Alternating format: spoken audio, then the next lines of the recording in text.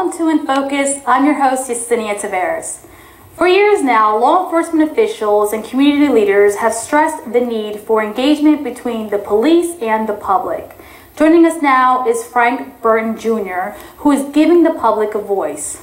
Welcome to the show. Thank you for having me. Thank you for joining us. I think this is something very needed in our community that you're doing. But before we get into the actual forums, can you tell us a little bit about yourself?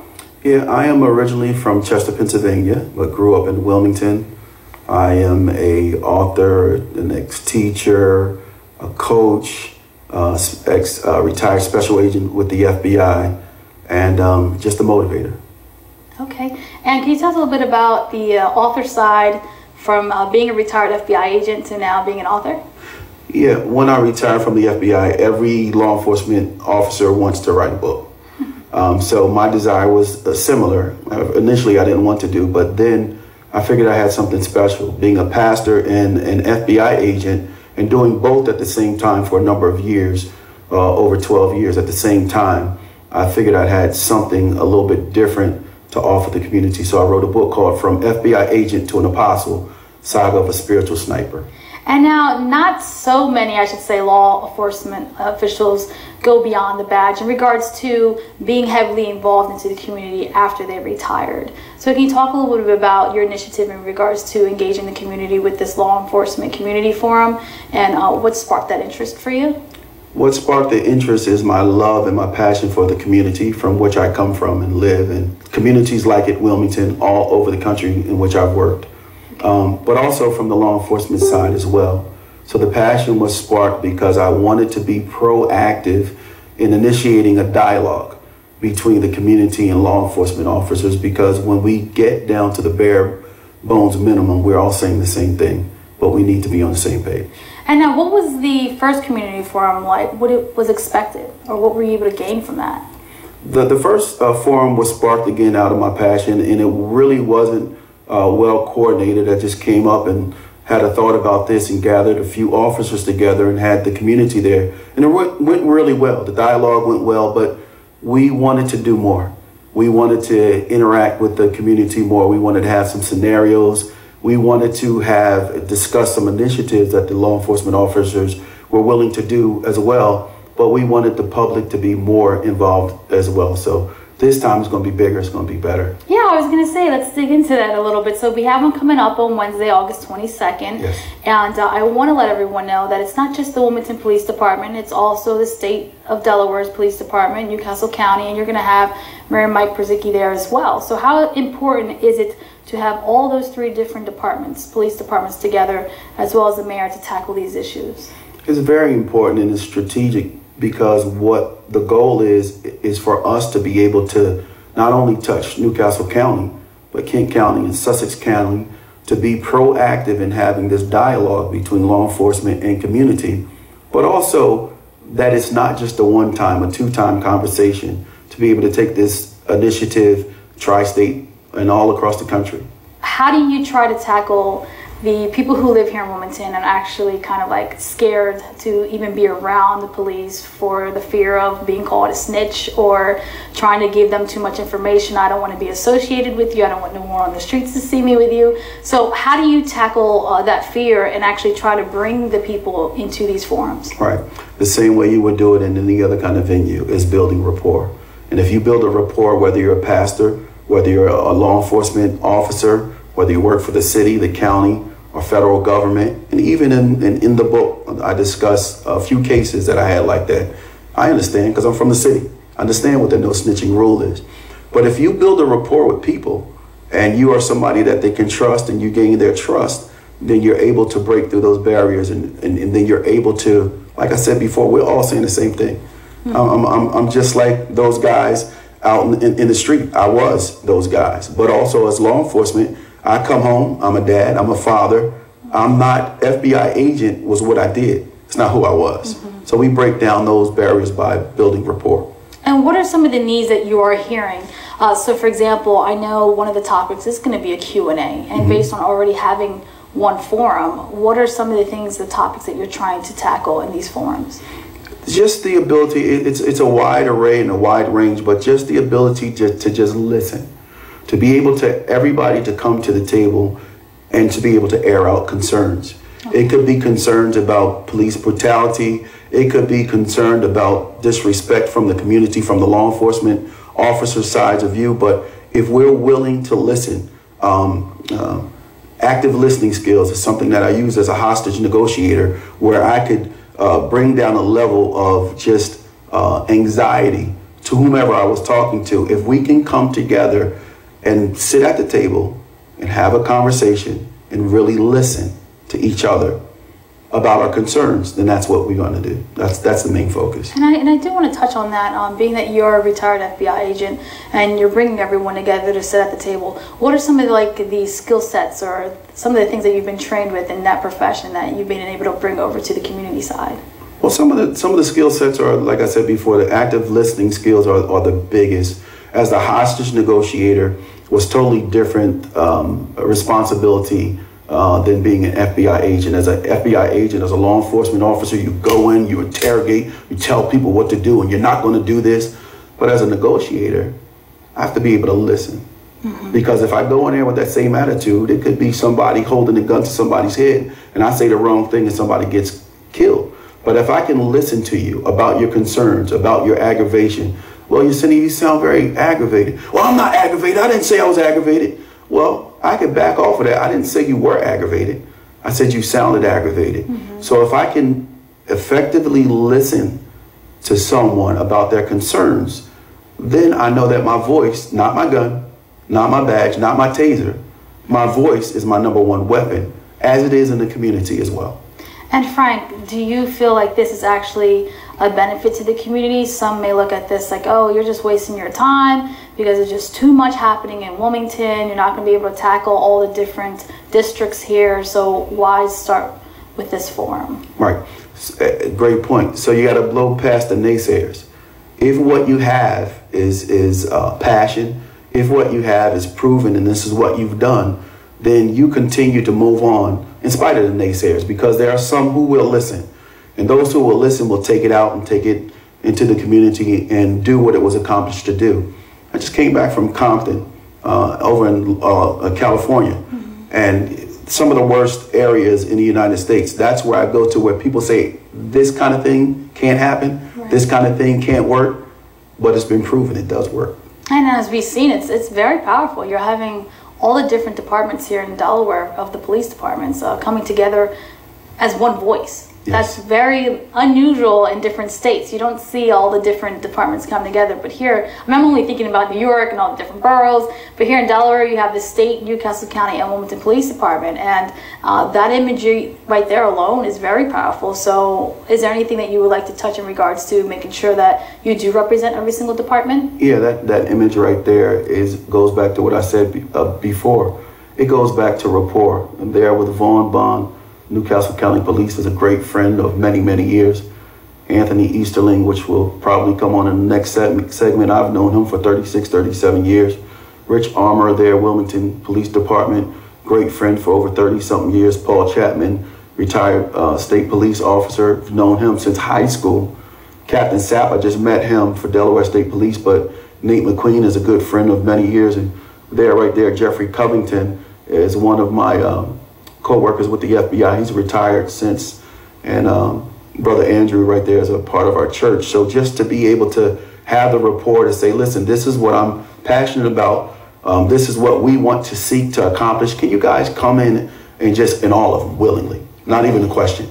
All of them willingly. And I think it's definitely a great time to do this, because as we all know, we did have the police officer who was at Wawa and ended up getting shot by a person who lives here in the community. So that in itself made national news, and it's kind of like, wow, we used to be able to live here in Delaware and not have to think about these things. Yes. You might have your small crimes here and there, but now police officers getting shot, it's kind of like changed the whole momentum here in regards to crime. It's looked at in both ways, because you also have people complaining about police brutality. So tackling those different issues and just trying to bring law enforcement officials and people who live in the community that they're here to protect and serve and bring them all together, I think this is the perfect time for that.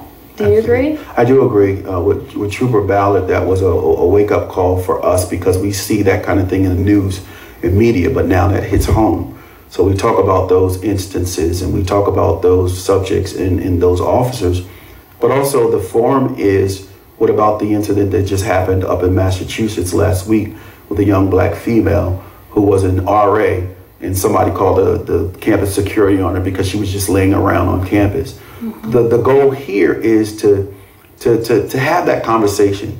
What do we train about? We train for everything else. We train for incidences in concerts, in post offices, in all other areas. Why not train for this? What do you do if somebody comes up to you and maybe it's a campus officer and they're not speaking to you in a relatively nice term and it's kind of intimidating? Your voice can change that whole situation. What you say can change that whole situation. So again, the emphasis, we train on everything else. Let's be aware and let's train on all these incidences, because I don't want to see another critical incident happen where there's a loss of life or an embarrassment. Let's talk about it now while everybody's calm, right, and nobody's losing their temper, to be able to deal with those things. And that leads me to my next question in regards to community outreach initiatives.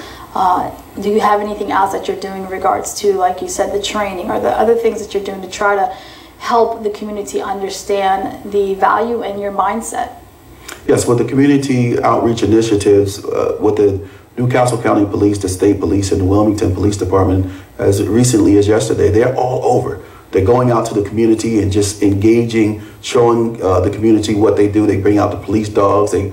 Cops are playing basketball with each other. So that's very important. Yes. Because that little boy or little girl who is inundated with cops are bad now sees you from a different aspect. So that's it. For myself, I go out and for the community, I've gone all across the country teaching active shooter. I go out and I teach church security training, and that's a whole different aspect. We don't need security in church, but you'd be surprised the numbers of incidences.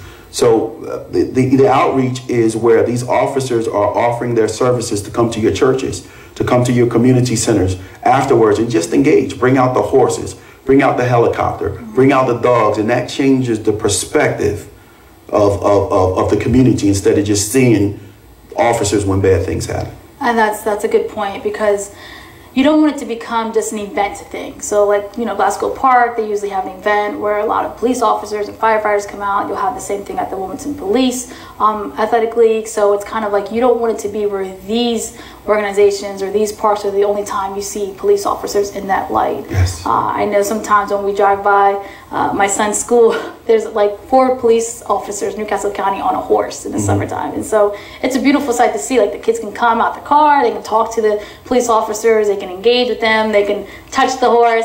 Like, that in itself is a different experience. And I think sometimes at a young age, especially for minorities, there's a fear that's built in right away.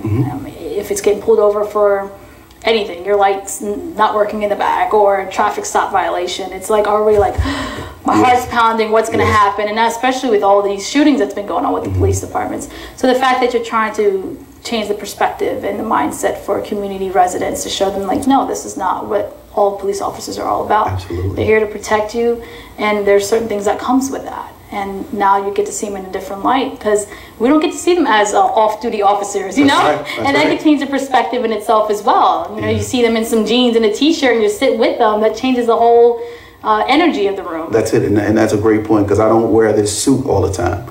I wear shorts and a hat and a t-shirt, and that's the whole goal, is to change the perspective and alleviate the anxiety.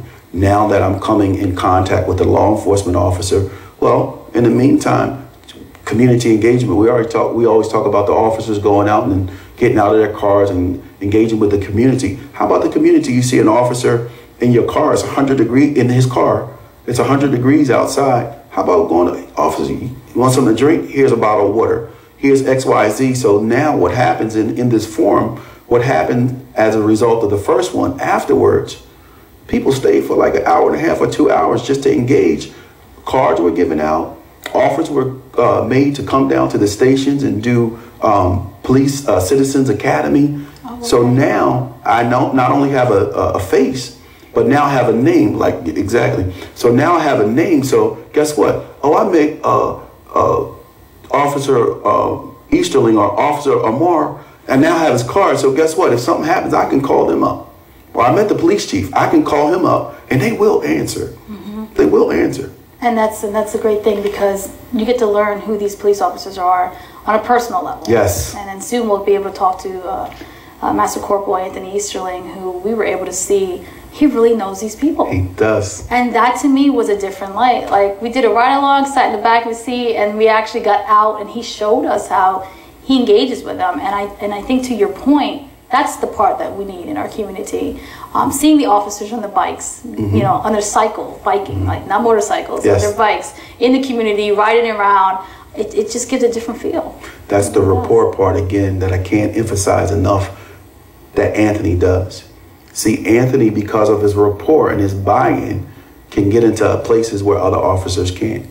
Because he's invested the time, because he's taken the time to spend time with people when they were in trouble, to just sit down and have that conversation. Now that they're out of the woods, now they can walk him into places where other officers can't walk into. Right. And so he's able to do a lot more. So that rapport is huge. I was going to say, that's a good point that you brought up, because a lot of the police officers that we've seen are like your veterans and your retired police officers. Yes. So that's good. Now, is there anything that you do at the forum that you try to encourage those who might want to think about joining the law as a police officer? Yes. At the very end, it's very important to have the officers and whoever, the guests there, speak to those. So then they can create an invitation to come to Citizens Academy if by chance any of the people want to become or interested in becoming law enforcement officers. But I think the main goal is for the community, especially the young kids, to look at us and go,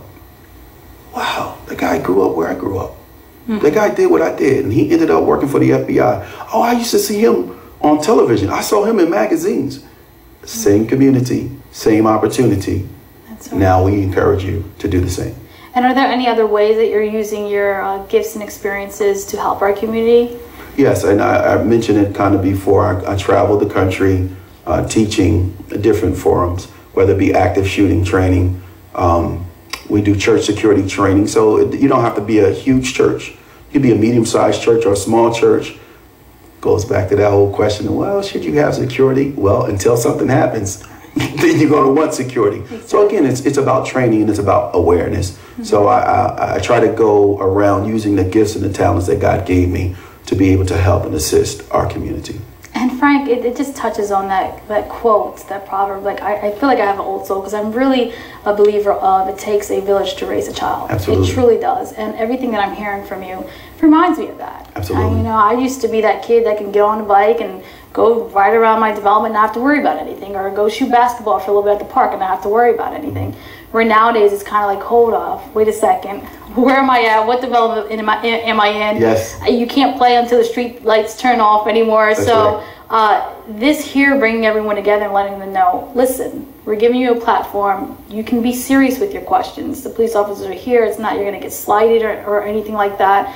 You can be as real as possible. Yes. And that's needed, because in order for the community to come up from where it's going, like you're doing, you have to give back. Yes. And as a retired FBI agent, you're doing that. How important is that? Some people at this age don't even think about volunteering anymore, but that, I feel, is what makes a difference within our community. Right. You have to give back to your community. You have to step away from your 9-to-5 job, and you have to find other ways to contribute to society, so that way you're helping everyone, because not everyone has the same resources and benefits or knowledge that you've come up with. Right. So how important is that to have the community involvement and giving back? It's very important, because what it does, just like the quote that you just mentioned, it creates a ripple effect. And I'm an avid believer that your passion is important to your purpose. So that ripple effect says that if I can and we can as a community get together, and law enforcement have that dialogue amongst each other, understanding that all of us are saying the same thing, the ripple effect is, well, we don't even speak to our neighbors. Like when I grew up in Wilmington, the whole community knew each other, whether it be blocks upon blocks. Now, neighbors don't even speak to each other. But at this forum, oh, they asked that question. I had the same question. So now neighbors are starting to engage with each other. Right. Different communities are starting to engage with each other. And now blacks, white, Hispanics, whatever, Asians come to the table and say, wow, I have the same concerns. Let's talk. Let's come on a united front and let's start to attack the problem. That's right. And it's very important to build a relationship with the Chief of Police, yes. Chief Tracy, and not to have that fear, because you and Chief Tracy have a real good relationship. And that to me took me back a little bit, because I'm like, wow, how many people can say that? Like, he just came to Wilmington, and just like that, you made it your business to make sure that you had a good relationship with him, because you know how important it is to incorporate his department within the community. Right. That's big. So again, it goes to that passion. And Chief Tracy is probably the man that I know the least of those guys. Wow, how many people can say that? Like, he just came to Wilmington, and just like that, you made it your business to make sure that you had a good relationship with him, because you know how important it is to incorporate his department within the community. Right. That's big. So again, it goes to that passion. And Chief Tracy is probably the man that I know the least of those guys. I've known him maybe around 2 months, but because I'm passionate about my community and he's passionate, we share a similar passion. We connected on a forum back in April, and we've just connected, you know, every so often, just to keep in touch about our initiatives. But he always answers the phone. I'm always there when he calls, because we have the same goal, and that's about the rapport, and that's about the passion. Sometimes you just got to step out, whether you know somebody or not. If you're passionate about something, whether you know him or not, you just, well, I'm going to approach this man, and all he can do is say, I don't have time. But he may say, I do have time, which Tracy has. And he's been very crucial in our initiatives. That's great, Frank. So let's go back to Wednesday, August 22nd. Where's this going to be at, your community forum? It's going to be held at our church, 11 Parkway Circle in Newcastle, which is just south of the airport, Perfect Will Ministries. Okay. And is there anything before we leave that you would like to add in regards to the forum, why people should come out and look forward to actually giving their input to the police officers? I just believe, and I've said it earlier, is that we need to initiate a dialogue proactively, so we can understand that we are all speaking about the same thing. Come to the table. It hurts me when I think about how everybody gets together to talk about a problem after it happens. Mm-hmm. Let's train. Let's talk about it before. Let's be proactive. I don't want to see another incident where somebody dies. I don't want to see another embarrassing incident that happened up in Massachusetts. Let's talk about it beforehand. Let's engage with each other to make our community better. And most importantly, Frank, be part of the solution, not the problem. There it is. Yes, ma'am. Yes, ma'am. Wonderful. Well, thank you so much for your time today. It's very insightful. Thank you. Thank you for having me. Yes, I appreciate it.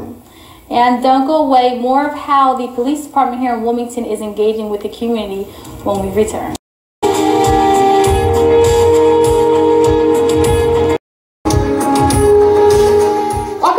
Focused. I'm your host, Cindy Tavares, and today we are discussing the importance of community engagement between the police and the public.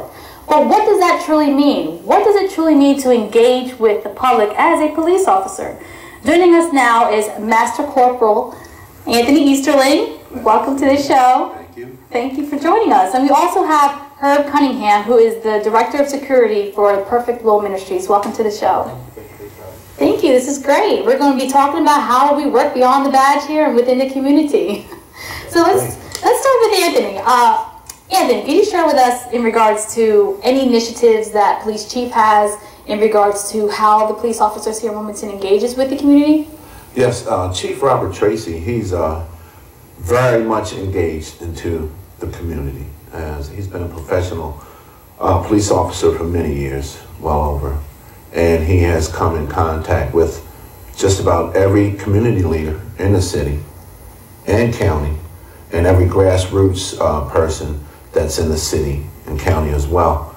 And he wants us to interject the community policing concept back into the community where we feel that it was lost at certain points. And how is that happening? Like, what does that look like? It looks like getting out of the car. That's okay, right. Which I love to do, and walk around, engage people, come up to people, talk to them, extend your right hand of fellowship to a person.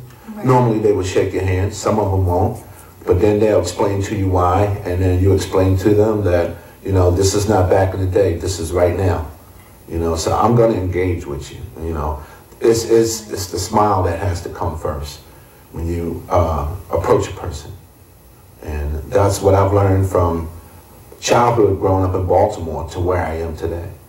That's right. You brought all your experiences from Baltimore to Yes, Wilmington. yes. But you're a resident of Wilmington. Yes, I am. A proud resident, city resident for almost 30 years now. I was going to say, because you're a vet too on the force. Yes. How many years have you put in with the Wilmington Police Department? I am approaching 23 years now at Wilmington Police. Wonderful. And so, how important it is to engage with the community? One thing I learned when we did a ride along with you, I was able to sit in the back of the car, and one thing I said, I remember vividly opening up the door, I said, Master Corporal Anthony, how many people did you lock up a day in this back seat that I'm about to enter? And your response hit me so hard when you were like, that's not our goal. Right. That's not our idea. That's not what we do here. That really touched me. And then, as we did the ride along with you, I began to see how you truly know these residents. It's not about a fake conversation. You know their livelihoods, you know their children, you know where they work, you know their family, how many relatives have been locked up. Share a little bit about that with us. Well, first of all, I come from a large family. I'm the youngest of 7. And growing up in Baltimore, my family extended to Wilmington, Delaware. So we were always taught to get to know people. That was a big concept with my mother. And she was, the village concept, it's old, but it still works. It does. It still works. You get to know the people you serve.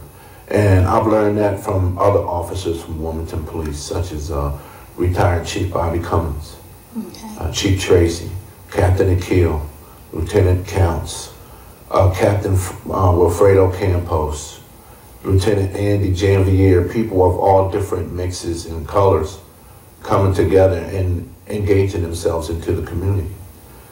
Church members, grassroots members, Pastor Beeman, Pastor Bullock, they all come together. Pastor Frank, I knew Frank when he was in the FBI Academy. Look at that. Yeah, and we connected with each other because I was a Marine at Quantico, where he went to school at. Okay. So we would pass notes. So you have deep roots to there. each other. Yes, yes, deep roots. Well, look where it carries over, where the community gets to benefit from that now. Yes, yes, and when you're a police officer, you have to get out the car. You have to interject yourself with the community. And when people just want you to talk to them, you know, some of these kids will be on the corner when you ride by and they'll look at you, look away from you, spit on the ground or something. I used to take that personal. I would get out the car and ask them, you know, why did you do that? Have I done anything that you know but your people did? Well, that's not me.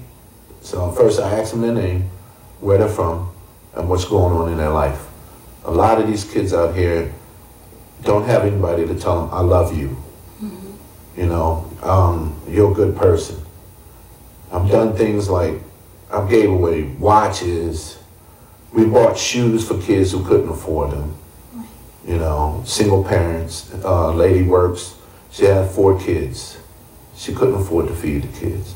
So a bunch of us at Wilmington Police got together, bought her groceries, a TV, you know, some clothes for her kids and stuff like that. And then that evolves, that grows, because later on in life, the kids will come to you, or the parents will come to you, which they've done so many times, and they're like, you remember me? It's like, yeah, you look familiar. I said, I'm telling my daughter was here, you're the officer that saved my life. You're the officer that started her off in school. You're the officer that came to our church and spoke. You're really yeah, that's me. Yeah, that is definitely you. And Anthony, you touched my heart too when I did that ride along with you, because you're non-judgmental. You really are. You can shake a politician's hand and then you can as easily talk to a veteran who has been forgotten about and is living at the YMCA. Yeah. That is big to me. Well, the veterans at the YMCA, they got my heart. A lot of people do not understand them because of where they're located, and we had a situation where they were approaching the females at Capital One. So Chief Tracy wanted somebody to sit up there. So I'm not just going to sit up there and sit in the police car. I'm going to get out and I'm going to engage. And I found out that 90% of them were veterans. So we start talking and whatnot. And then when they were like, one veteran said, "Do you know what it is to be a veteran?" I was like, "Well, yes, I do, sir." Yes, I do. I'm a United States Marine. And he was in the Marine Corps back in the day. And you just start the language as you use in the Marine Corps. And this guy actually came up and just gave me the biggest hug. And he started crying. And he said, "I just need someone to tell me they love me." I told him, looked him in the face, grabbed him by his face and said, "I love you, man. And, you know, I have no problems up there anymore whatsoever because you get to know everybody. John, James, Richard, Timothy, they look forward to seeing you and you look forward to seeing them." That's right. And making connections within the community. That's very valuable. And that's something that Herb Cunningham is actually doing too at Perfect Will Ministries. He does a lot. And then can you touch a little bit of basis on the importance? So Herb, you're the Director of Security there. Correct, yes. And one thing that I want to mention, and it's funny that even I thought about it, I said, you know what, some people might think, why do you have security at a church? You don't need that. But then I remembered the Charleston church shooting. Correct. And how 9 people died when they literally just woke up that morning to go and praise God and just be in their sanctuary spot. And then this massacre happened, this shooting happened, and it just was something that was not predicted. Correct. And nobody was prepared for it. And there was no security in sight, there was no police officer around the corner. So how important is it to have a security in such a setting that keeps the people safe? It's very important. We have to take in consideration that the way we grew up, our grandparents, our parents, it was always, gotta protect us, gotta protect us. But as you said earlier, that we're living in a society that doesn't view everything the same as some of the older generation did. I think a lot of times that we have to keep in mind that a church is a place where on an average Sunday, there's cash involved, exchanging hands. So that's attractive to someone who doesn't always necessarily have a, for better words to say, that they're not on the right path. I'm just looking for a quick cash, just looking for a quick something, a fix or something. So you have tendencies, or you have times where if you watch the news where someone maybe came in and they assaulted the pastor. Somebody might have came in because assaulted the pastor's wife because they were trying to get at the pastor, or assault another church member that may be going through a domestic violence or something like that. So if you have a safety measures in place and or security, you can kind of deter from it. We at Perfect Will, we do multiple trainings. We prepare ourselves for any and every circumstance that might come about. It's better to be prepared than not prepared. So hopefully, God forbid, we will ever have to use any force to detain someone, but we're prepared in case that comes across. And that is an initiative that you guys are taking where you're helping other churches and other individuals here within the city of Wilmington. And that's what I like. It's not like you're just focused on one particular church or one particular faith. It's like, no, we got to help everyone in the community because this problem affects all of us. And that's very crucial. Yes. And so to talk a little bit more about Beyond the Badge, both of you guys are also affiliated, or I should say contributing to the Law Enforcement and Community Engagement Forum. So can you talk a little bit about that and your involvement within the forum? My involvement in the forum is to engage any and everyone who has a question, a comment, or concern. Normally, I like to engage the youth because you can definitely change the mindset from their perception of what they see on YouTube or Instagram or Facebook. You engage and you listen. That's the biggest thing, is to listen. Once you listen and you dissect their dialogue of what their problem is, you come up with a solution, and then you have a positive outcome. That's what we do. Okay, and Herb, your involvement too? My involvement would be just to make sure everybody's in place, the staff that we have, just to make sure from the time that they pull into the parking lot, each person makes it into the church safely, that everybody's in position just in case something was to get out of hand, which I'm sure it wasn't because our brother's going to be here. But just to make sure that we give everybody a sense of comfort once they enter the church. And Comfortability and engagement are two Yes. important words here. And one thing I did want to also touch on here, Anthony, is that you mentioned about the youth. Do you actually mentor too as well? Yes, Can you yes. talk a little bit about that? Yes. They didn't want me to mention their names, but Oh, that's okay. We don't have to do I mentor actually 3 youth, and they come from homes that didn't have much. As a matter of fact, we gave some furniture to their mother yesterday, a dresser, a drawer, and a television that she needed to help. They were falling, walking on the street, pants hanging down, and I just couldn't take that. So I stopped them and spoke with all 3 of them, and they were brothers. And they were like, we don't have anything. Well, you got somebody now. And I just continued to stay with them. Graduated from high school, and they're going to the greatest university in the United States of America. It's called Morgan State University, Cold Spring and Henry Road in Baltimore. We both went there. Yes, we both went to Morgan State. And also there were 2 more young men. Miss Rotina, who works for the state, Okay. her son and her nephew. And I remember she used to bring them down to the police department. Well, when I was in Mayor Williams' office as his bodyguard, she gave me a call, and we decided to have them come up, and we put them into the United States Marine Corps. They went through boot camp. Wow.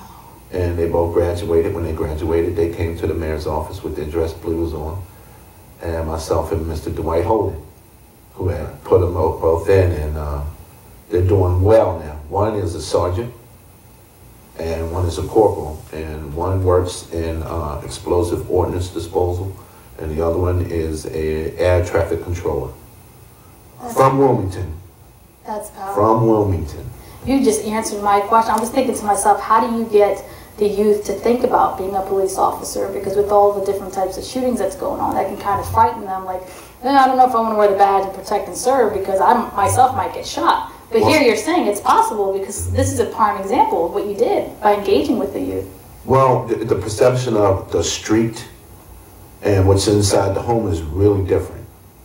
When kids are out on the street, they have to hold up that perception of I'm tough and this and that. But when they get you alone, man, I want to be a police officer.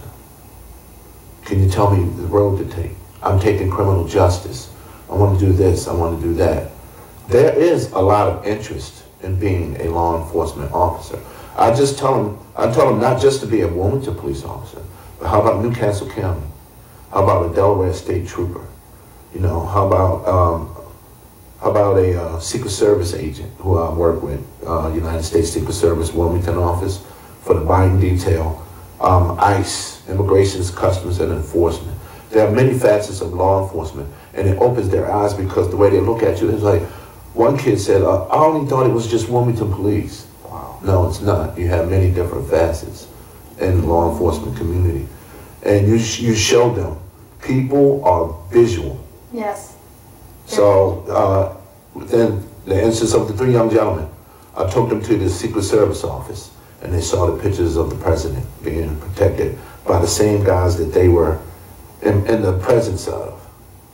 Take them to the police department, let them show them everything that goes on with SWAT, community policing, and it's like you open that door and that breath of fresh air comes through, and you will be surprised how many kids turn themselves around. And that is very powerful. I mean, that eliminates the myth of people sometimes being scared to be a police officer, also because of like the tests you have to take and the psychological type of strength you have to have. Yeah. Not anybody can just be part of the force, but as you're saying, no, you can. You just have to be committed and pursue it. And then if you have someone like yourself who can kind of guide them and show them the way, it's even better. Well, one of my greatest guides are my daughters. I have a 21-year-old and a 17-year-old. And a lot of people will tell me, like, man, you did a good job raising them girls. And I was like, no, my family did a good job. And when I'm talking about my family, I'm talking about my immediate family and my Wilmington Police, Delaware State Troopers, Newcastle County family. In the law enforcement community, if someone is in need, we give. And they've helped me raise my daughters to be who they are today. So it's a village effect. It is, it truly is. And it's a constant theme that I hear with you, Master Corporal, because we've been on that ride along. Yes, you have 2 daughters, but I also hear other people who live in the community say, that's my dad. Yes. He always said, I'm here. You know, that's my brother. That's my uncle. You know, everyone's just shouting out what image and what role you portrayed in their lives. And you had this profound effect, and you still do, on so many people in the community, also politicians too. And it's very unique, but also great to see, because you don't see that in a lot of different cities that you go to. Well, when I grew up, my father was a master mason. My mom was an Eastern Star. So when we didn't have much, they bought. So charity is a big thing. And that's where I come from myself. And we give charity back to the people. It extends. It extends. Because when you're no longer here, people who mention your name will either say 1 or 2 things. Either he did nothing, or he did everything he could. And I want to be the one that they say that he did everything he could. That's amazing. Because it's not all about me, it's about us. And that's something I was going to say too with Herb, because a lot of people may not know his story, but he turned his whole life around as well. Yes. And he's a realtor now, but you can speak from the side of what it's like to be out in the streets and what these people are experiencing and exposed to, because if you don't know better, you won't do better. Correct. And you can actually relate to that, and you come from a place where everything wasn't given to you, and you've seen certain different things within the city, and then you just flipped it around, and now like you're helping people close on their first home. Yes. Can you tell us a little bit about your story too as well? My story, raised in Delaware, in Wilmington, pretty much single parent. My mother raised myself and my sister. Growing up, being an athlete, playing sports, doing good, it's kind of hard when you have to sit on a curb and wait for somebody else's parent to take you home because your parent is working. Didn't always have the best of everything, but had a roof over my head, clothes on my back, was happy. In high school, started to smell myself and started to stray away from the values that my mother instilled in me. Doing things that wouldn't make her necessarily happy, as far as running the streets, selling drugs. But it got to the point where one Sunday I was convicted, and the Lord told me to show me how to turn myself around. And at that point in time, I just completely stopped. I had my first son at 22. Now I'm married with 3 kids. But just the change itself, and to kind of look back to see where you came from, have run in with the police many times, and at the first forum where Anthony was in, one of the questions that I had was speaking from a place of in the streets where it was, okay, the police want you to say, tell somebody, because you mentioned it earlier about the snitching rule. Right. So how do I, and my question was, how do I entrust in the police to give information about snitching about somebody that I grew up in the community, where I see police brutality and I don't see another police officer stopping or going to a superior officer and say, hey, this person was a little bit excessive. So you want me to snitch, but you guys don't want to snitch. So that, when he gave his answer, he gave the example when he seen another police officer not necessarily living up to the code, he pulled him to the side and said, hey, look, we're not going to do this anymore. So that was ensuring to hear a fellow officer say it, and to be willing to stand up, because in the streets, let's be completely honest, it's the streets against the police a lot of times. And when you're in the streets, you have the mindset that they're not going to tell on each other. They're going to do what they want, because we hear it as the blue code shield from the streets, that they're not going to tell on each other, and we see it sometimes growing up. For me, growing up, and you don't necessarily see another officer pull somebody off back when I was younger, and as well as now as an adult, because you look at the different things that you see and again, we only see one side of the story because we don't know the whole background of it. But a lot of times we see officers that we feel that are excessive, but we don't know exactly what happened for them to get to that point. So a lot of times we have that mindset of how we were raised or what we heard growing up about police officers are bad, police officers are bad. But the one thing that sticks out the most is when something goes wrong, who's the first person we call? Is the police.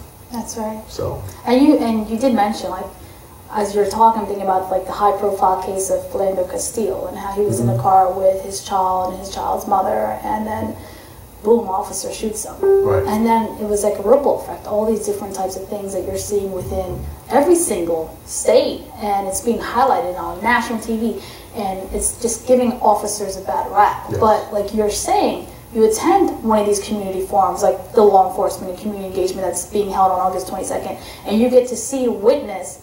That's not every police officer. Correct.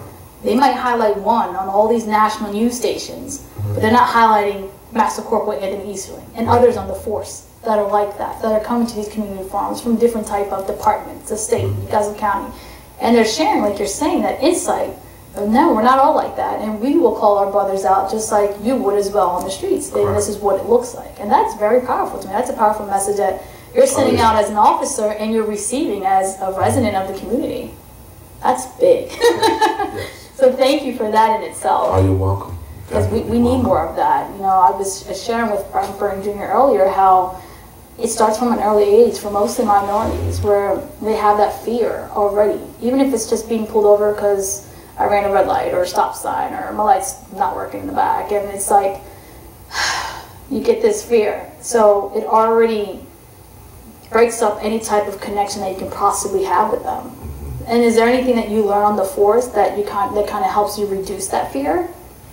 Yes. And I'm assuming community engagement is one of them. Community engagement. The mission statement of the Wilmington Department of Police is to work in a true partnership with your fellow citizens and to raise the level of public safety through law enforcement, thereby reducing the fears and the incidences of crime.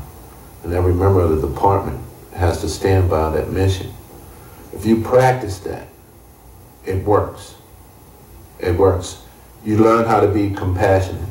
The greatest thing a police officer can do is listen.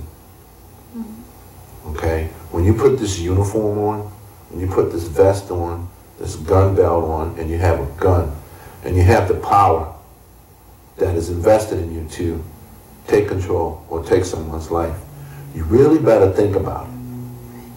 Okay? It's all fun and games. It's all cool to become a police officer because it's something you wanted to see when you grow up. Okay? Once you put this uniform on and you realize the power you have to take away a person's life, that is a profound effect that will be with you forever. Forever. And I'm glad you shared that with us, And, because some people think it's only one-sided when it's not. It affects the police officer as well. But then on the other side, when a police officer's life is taken, personally, I've seen it, and it has affected me because I can no longer see my partner. Okay? And you just have to be able to listen to people, and people have to be able to listen to you.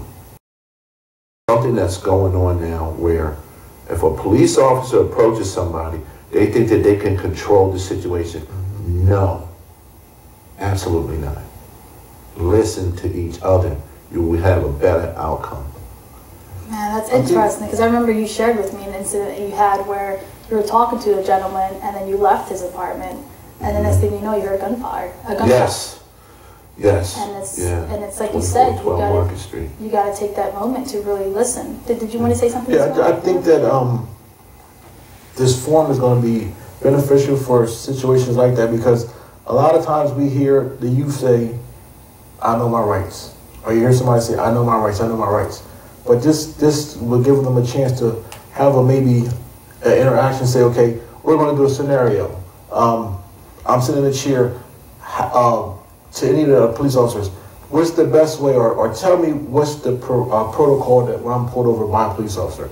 What if I say this, is this out of bounds? Is this out of bounds?" Just to have a dialogue to find out exactly what I can say and what I shouldn't say, or what I should say, where it's not disrespectful, or it's going to have me outside of the car possibly being handcuffed or detained, because the ultimate goal is for everyone to be able to go home.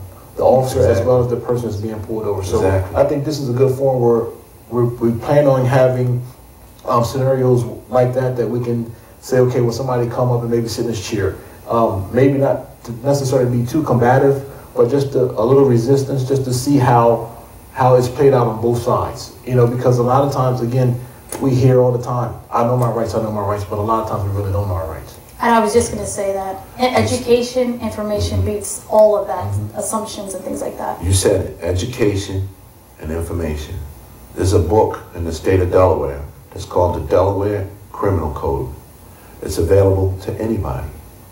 It's the laws that the people vote for in the state of Delaware when it comes to criminal justice. Get a free copy, read it. Yeah, because I was going to say, like you mentioned earlier, YouTube.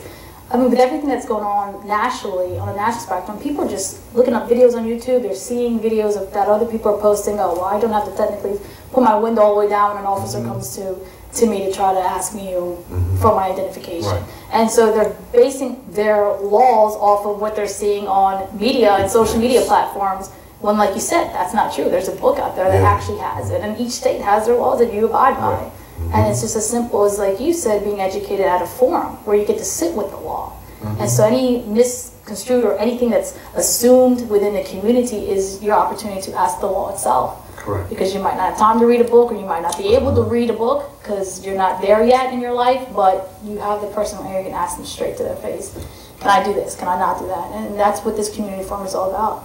And so it's going to be on August 22nd. It's going to be at the Perfect Ministries. And before we go, can you share with me your whys? Because you technically don't have to go beyond your badge and attend one of these community forums and really be a voice of the police department. And you don't have to be there as a security person or as a person who lives within the city of Wilmington to allow people to know that it's okay to, you know, be informed and ask questions. So what is your why? Because not everyone is doing what you're doing. My why is because it's the way I was raised. Come from a large family, and my mother always said, be involved. So I'm going to be involved. Okay. That's why. My why is just to educate the community, because I would love to see every child to be able to make it home every day. And a lot of times, because we're not educated enough, or we think we know everything when we hardly know anything, it prevents us from getting to our destination, and that's to make it home safely every night. And what could the both of you share, one as a resident and one as a police officer, to those who may be watching and might be skeptical to actually attend this forum? Because like you said, I'm not going to be a snitch. I don't want to be associated with with the law enforcement, and I just don't think this is going to work. So what can you say to those who are watching, so that way this is a forum that continues every year? Come out. Talk to me. Book me and come right up to me. I'll talk to you. There's a short saying that either you're too blue for the brothers or you're too black for the badge. Wow. Okay, that's a strong statement. And in the community in which I serve, I get that sometimes, but when we dialogue with people, totally changes. So come on out to the forum. Ask me your questions. I'll give you my answers. Thank you, Master Corporal. You're so very welcome. Mine would be, could a blind person talk about not looking anymore, seeing anymore? So why let somebody who's skeptical stop you from getting home every day? Because a lot of times it's the wrong information that we're receiving from the media. We're looking at it one-sided. So if we look at it from an open aspect, or open our eyes to see and get both sides of the story, then we can make it home safe. Thank you so much, gentlemen, for your time. Oh, you're welcome. Thank you for inviting me. Thank you. Our pleasure. And on behalf of all of us here at WITN 22, I'm your hostess, Cindy Tavares, and we would like to thank you for watching this episode of In Focus.